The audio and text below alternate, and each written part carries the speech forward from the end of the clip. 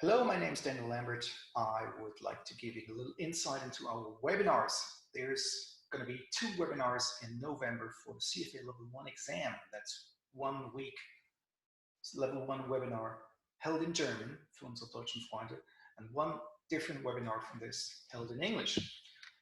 So I would like to talk about in this webinar, in this free webinar, I would like to talk about something very important when it comes to your CFA Level 1 exam, and that is economics, and that is free trade and restrictions to free trade. So there are several restrictions like tariffs, there's tariffs, there are subsidies, there are import quotas, and so on and so on. We'll be looking at the welfare effects when it comes to those trade restrictions. Now, taking a look at the mind map, first of all, there is international trade and capital flows. I try to put all things together that are important, that you should understand, not only understand, that you should learn by heart when it comes or thinking about the CFA Level 1 exam. And of course, the same for CFA Level 2, I've got a mind map here as part of my online shop. I would just like to know everything should be working all right here with this webinar thing.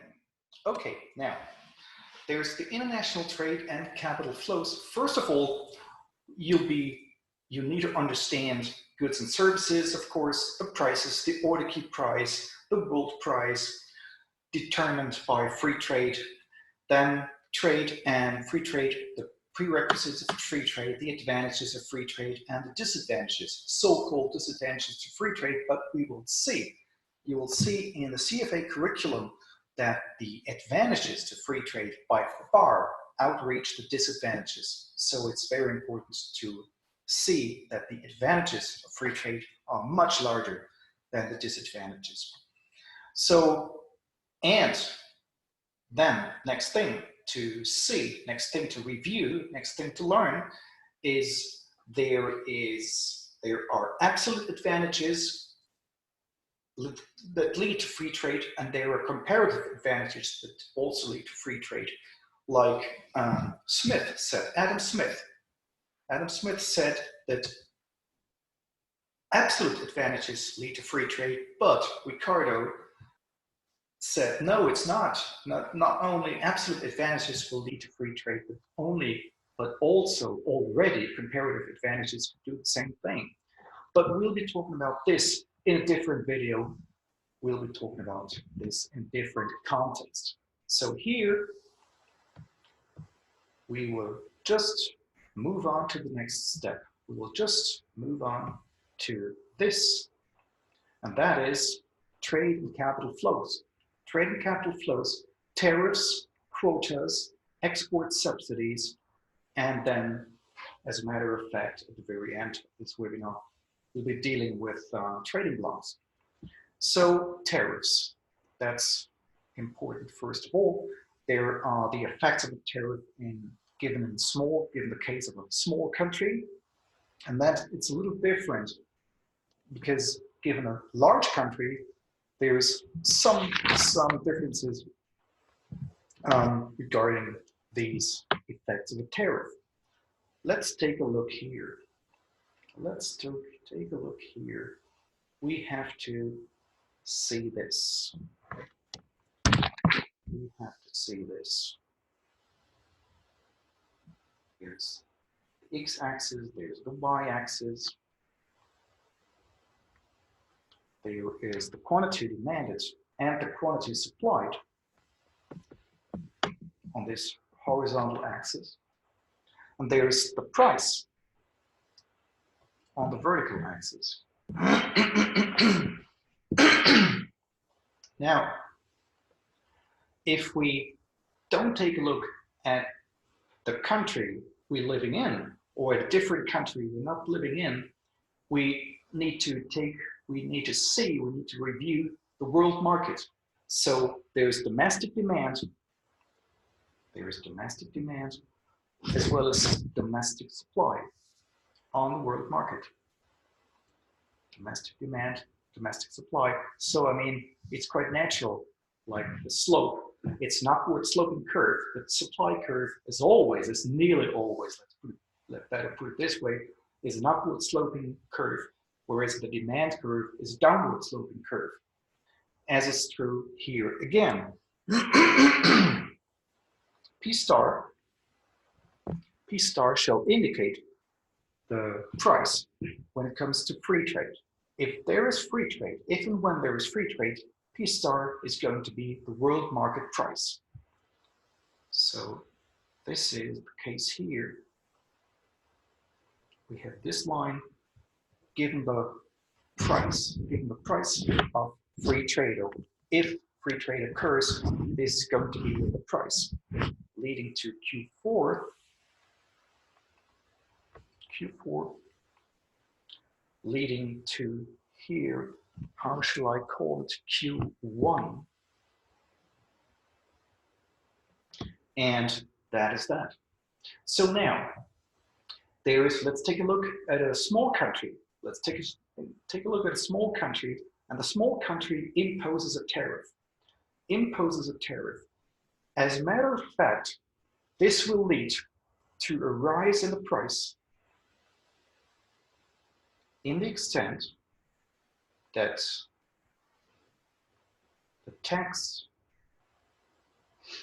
the percentage of tax, because it is a tax, a tariff is a tax, right? So if I sometimes say not only tariff but tax, it doesn't mean that it's not a tariff, but we're talking about a tariff that of course will lead to a rising government revenue. So this is the amount of tariff. This is the amount of tariff that will lead to a rising price.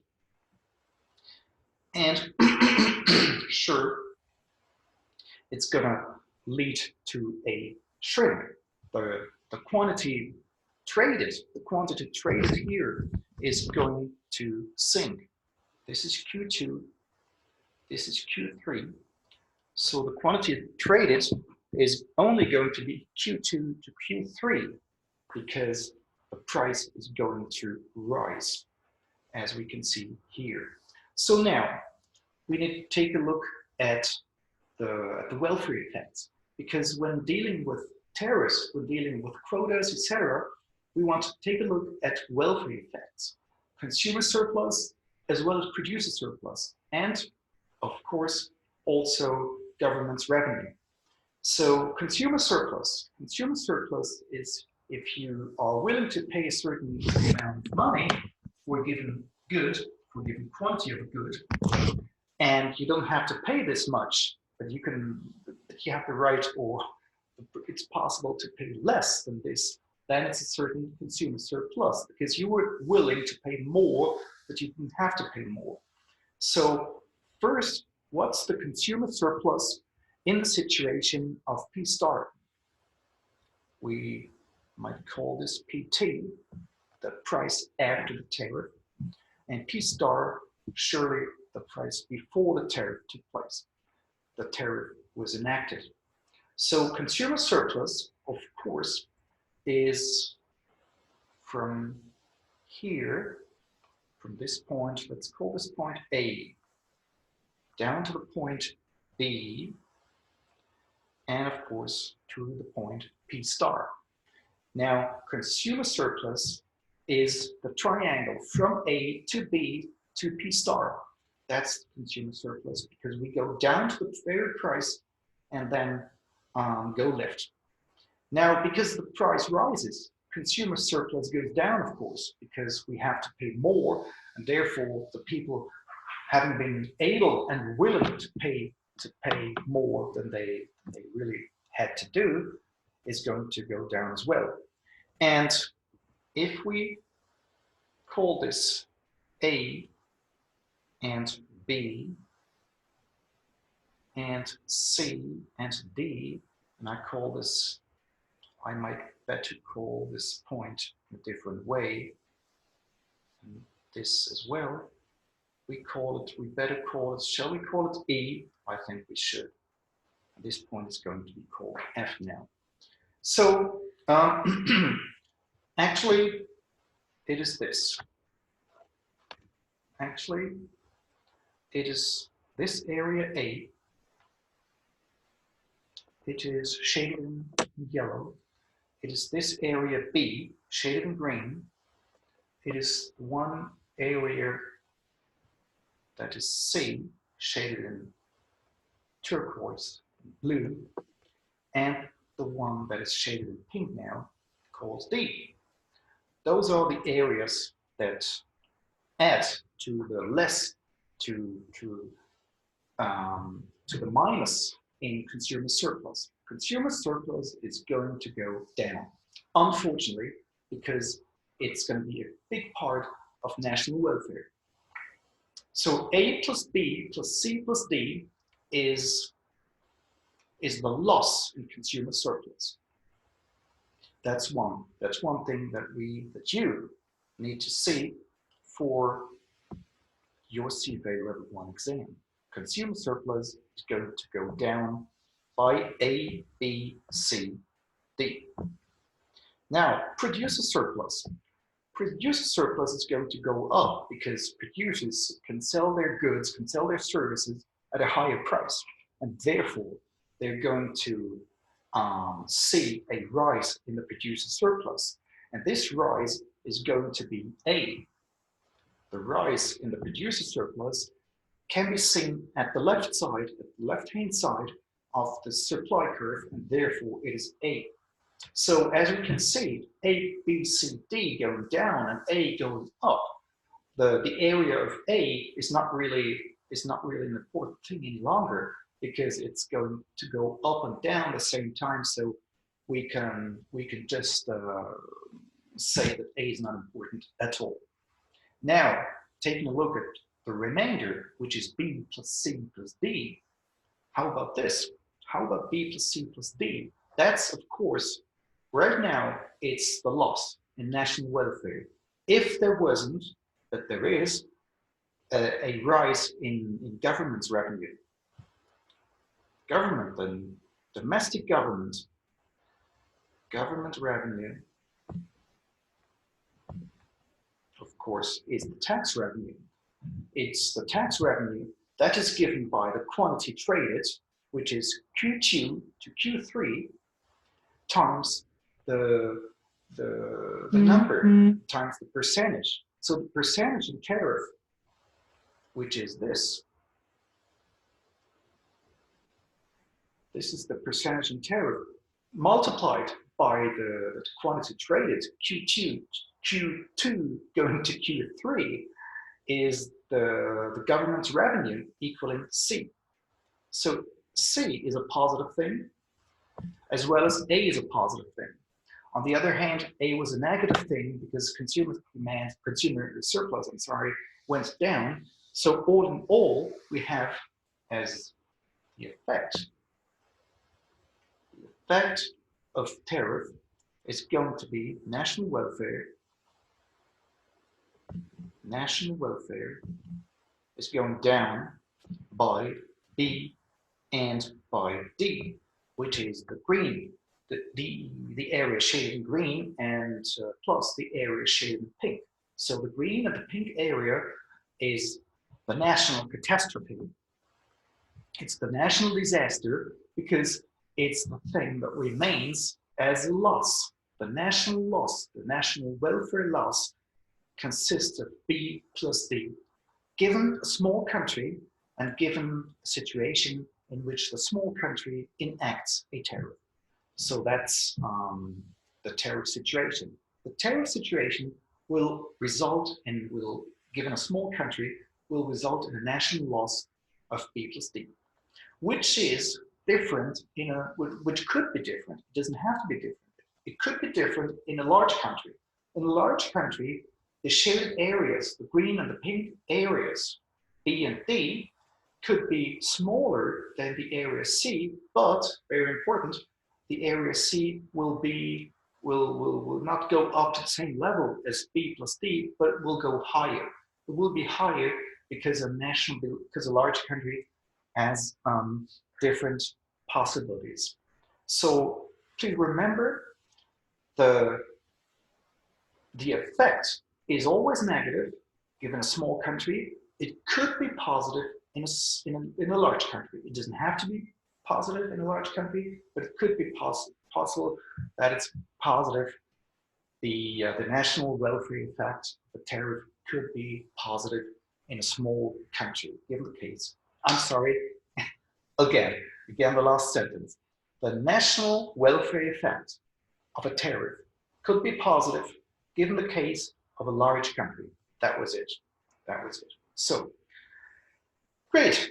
Talking about a tariff that was necessary. Now we're talking about a quota. A quota is a different thing. A quota is a different thing. So, what did I want to say? With a quota, we need to look at a different situation because the quota itself is different. I'll be back in a second. There I am. Because in a quota, the situation is different.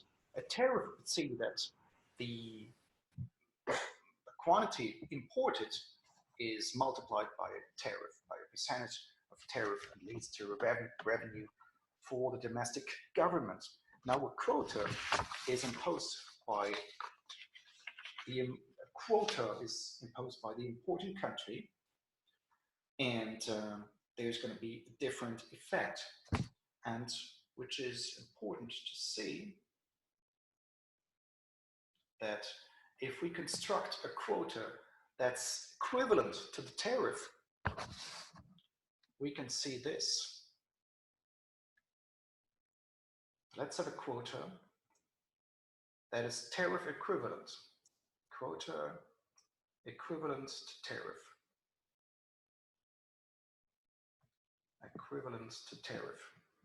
That's important because we could just as well construct other quotas that are not tariff equivalent, but then a comparison would be just impossible. So it's very important that we construct a certain quota that is absolutely equivalent to the one we constructed before, to the one we constructed when watching the tariff. Now, domestic supply, domestic demand, world market, all in all, the quantity demanded, the quantity supplied, and the price. Again, P star, the price at which we had free trade. Here, that is that. And now, that was Q1. Yes, that was Q1. So the quantity supplied at the world trade price, at the free trade price. Q4, the quantity demanded at the free trade price. And then we had the, if I can put it this way, we had the price that was a consequence of the tariff. And now we want to construct the quota just equivalent to that very situation, which means we would impose a quota. From here, from this situation Q2 to this situation Q3, meaning that the quota itself is this amount of trade, is this amount of quantity. That's the quota. And as you can see, that quota is totally tariff consistent, tariff equivalent, because it leads to the same situation, Q2 and Q3, that could only occur given the price situation after the tariff. That's why. So now we have a situation with which we can just as well and very easily compare the tariff situation on the one hand, as well as the quota situation on the other hand. And now, we still have, I want to have the same colors, B and D. B was this and D was that. Dum, dum, dum, dum. And green, that was the green area shaded in green. That was B, that was D. And they were the losses, the national welfare was a loss. It was a national disaster, as I would call it, given the tariff situation. Now, the situation, the national welfare situation, given the quota, is a bit different. It's a bit different because the welfare loss of a tariff is B and D. The welfare loss of a tariff, if I can put it this way, was B plus D. But here, given a quota, national welfare loss is different. It's still a loss given a small country. Quota, import quota, and it's no more B plus D, but it's BCD. It is BCD if the quota cannot be auctioned. If the quota cannot be auctioned by the domestic government, if it can be auctioned, if it was possible to auction the quota, here it would be a bit different. It would be the case that the area C would, in total or in part, be auctioned and would lead to a government's, to a domestic government's revenue. So this in fact means that the welfare loss of a tariff is B plus D, but the welfare loss of a quota is at most B plus C plus D, but it could be less. It could also be less because part of area C could be auctioned and therefore could lead to the opposite, could lead to a revenue of domestic government. That's it. So BCD at most. At most it is BCD. Maybe it's smaller. Maybe it's smaller. That's important to see when it comes to the import quota. Then we still have another thing to discuss, not quotas, but the voluntary export restraint, which of course is a special type of quota. But yeah, quota consists of import quotas and the voluntary export restraint. The voluntary export restraint is a quota imposed by the exporter, at least officially. At least officially. That's the version that the books like to maintain. But reality is different. Reality is different because the exporter doesn't voluntarily decide to impose a quota. Sometimes, and in most cases, he or she or the exporting country has to say so, has to do so. And that's why I wouldn't say it is really a voluntary trade restraint. It's more or less not voluntary, but that's between the lines. That's not part of the thing you need to know when it comes to your exam. So the quota rent, the area C, is captured by the exporting country, which means the welfare loss, of course, and always is B plus C plus D. That's what I wanted to say. That's BCD, the welfare loss with a voluntary export restraint, VER, or trade restraint, voluntary trade restraint, is always B plus C plus D because the trade area or the area C is always outgoing to another country, to the exporting country. So the welfare loss of the importing country is always B plus C plus D. That was this. And now the welfare loss, given the tariff only, was B plus C, as we could see. And that was smaller of B, C, and parts of D. Parts of D. I would say a part of D is lost in the case of an import quota. So smaller or equal to, smaller or equal to the welfare loss of an import quota, because I wouldn't be like, it wouldn't be good to write quota, because the voluntary export restraint is a quota as well, as I indicated in the mind map. That's it. And those are the losses of national welfare when it comes to national welfare. So not only a loss for consumers, not only a gain for producers, not only a possible gain for the domestic government, but all in all, national welfare loss. Given a small country, right? Given a small country. Because in a large country, this could be different. Small country only, not a large country. That was it. That was that. So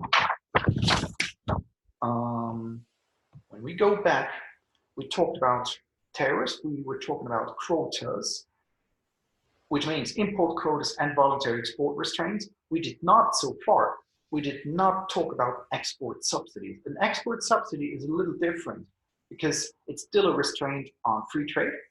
An export subsidy puts an advantage to the home industry, and therefore is a restraint to free trade.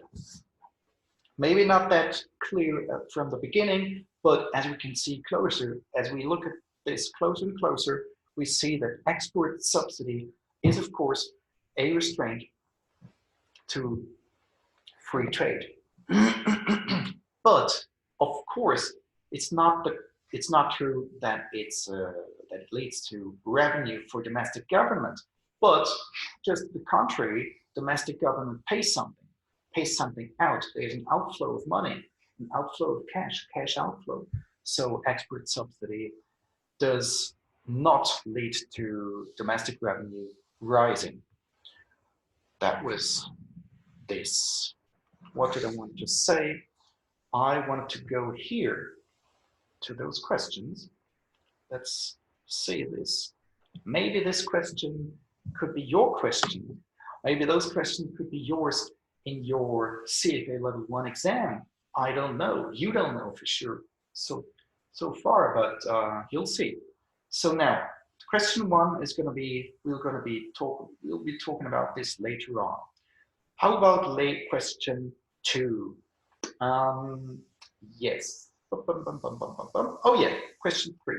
Question 3, I think, is best now, because we were just talking about the implications and the order of national welfare loss. Because the order of national welfare loss, if I can show you again, is this.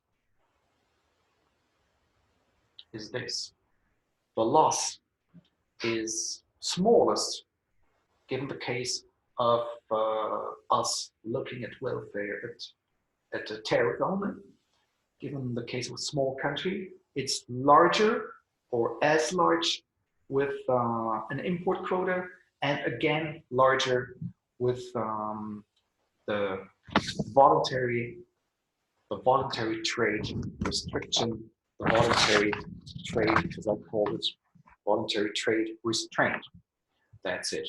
And so you'd be able to answer this question. Now, given the case of a small country, question number 3, given the case of a small country, not a large one, which of the following trade restrictions probably has the smallest welfare loss for the importing country?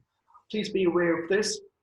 CFA Institute could pose questions that say, which is this or that, and of course, which is not, like, which of the following answers is most likely to be this and that, or which of the following answers is least likely to be this and that. So you really need to pay attention to the question, how the question is put forward, Is there a not? Is there a word not? Or is there not a word not? If you see what I mean. Okay, now, which has the smallest effect, the welfare, for which of the following restraints to free trade is the welfare effect smallest for the imported country, given an import quota or given a tariff or given a voluntary export restraint? And the answer, of course, is, as you can see here, the tariff. The tariff situation leads to the smallest national welfare loss. So A is correct. Number A, the import quota, is correct. So this is the correct answer for question number 3, isn't it? That was this. Question number 2, which type of trade restriction would most likely, not least likely, but most likely lead to an increase in the domestic government's revenue? We said that export subsidies, an export subsidy is not a rise, does not give rise to the rise, it does not give rise to rise, but it's going to shrink domestic government's money. So I just want to say B is totally wrong. B is totally wrong because an export subsidy is by no matter a cause of rising domestic government's revenue. It's going to shrink. That's why B is wrong. What was the question? It would most likely lead to an increase in the domestic government's revenue, not with an export subsidy, not with a tariff. I'm sorry, with a tariff, yes, because a tariff will lead to a rising government's revenue given by T multiplied by Q3 minus Q2. As I said, the area C.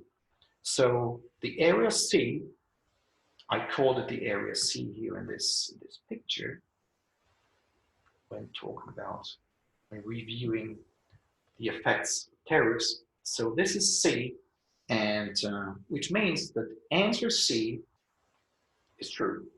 Answer C is true. T2 is C. That was it. Increase. And the question is which of those is always true? Because number A, import quota, could be true. Number A could be true if national government was able to auction the entire amount, the entire area. But, as I said, would most likely lead to an increase. This means that C, number C, answer C is always true. Answer A could be true, which means if I use the word now, C is true, then A, right? If I have the right to use this word in a wrong connotation, because like C is always true, A could be true, therefore A is wrong and C is true, if you know what I mean. That was it. That was concerning number 2. That was talking about trade restrictions. Now, I wanted to talk not only about trade restrictions, but of course also about trading blocks. I wanted to put your attention, to get your attention when talking about trading blocks. There's the free trade area, which is the smallest type of trading block, the weakest type of trading block, the free trade area. There's the customs union, there's the common market, there's the economic union, and the monetary union. So now, the smallest one, the weakest one, is the free trade area, in which the member countries decide to have free trade. Then there is the customs union. In the customs union, it is true that the tariff between countries A and B, member countries A and B, is restricted to 0. There is no tariff anymore. But there is a one and only one tariff against the rest of the world. So which means this. If I can just put it this way, we have country A, we have country B, A, B, and we have the rest of the world, C. C will be the rest of the world, so A, B, C is the entire world. So now, if there is country A and B, and if countries A and B decide on having a customs union, they change the following. They change this. Whoa. They will not have a tariff. The tariff is going to go down to 0%, which means all tariffs between member countries A and B go down to 0. There is no tariff any longer, but the same tariff remains with A and B when it comes to the rest of the world. So the rest of the world and the customs union A and B have the same, have one and only one tariff. So if there were different tariffs of A against C and of B against C before entering the customs union, now there is only one tariff with A and B against the rest of the world. That's it. That's the meaning of a customs union. And then the difference between a customs union and a common market, because here I'm taking a look again at the mind map, there has to be a difference between customs union on the one hand and common market on the other hand. The difference is this: with a common market, there's free movement. There's free movements of factors, of production between those, among those member countries. So a customs union does not apply, does not allow free movement of factors like capital, like labor, but a common market does allow free movement of factors, whereas a customs union does not. So that's the difference you need to see between customs unions and common markets. Now the first and last question for now, for today. Next week, we're going to have a free webinar concerning financial reporting and analysis, but I'm going to talk about it later in 5 minutes. Country A. Country A has a tariff of 20% on all goods, and B also has a tariff. So if A and B both agree not to have tariffs any longer, and if A and B enter into a customs union, but they maintain a tariff of 20% against C, this is most likely not. Have you read the word not? You haven't. You haven't. Now you have. There is a not. There is a not being part of the answer. This is most likely not a customs union, common market, or free trade area. Actually, it is a free trade area, and actually it is a customs union, but it is not a common market, because it's not a common market because I did not talk about free trade, free movement of labor, and I did not talk about free movement of capital. So that would be included in a common market. This is not included in a customs union. Talking about customs unions, we only put our eyes to the tariffs and then the existence and non-existence of tariffs. But with common markets is different. Then we'll see that there's free movement of labor and capital and of factors in general. So here, answer B would be correct, because it is not a common market. It is a customs union. It is a free trade area, because a customs union is more than a free trade area.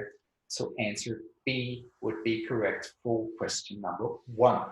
That was it. That was it for now. That was it for today. Talking about what I wanted to talk about, economics.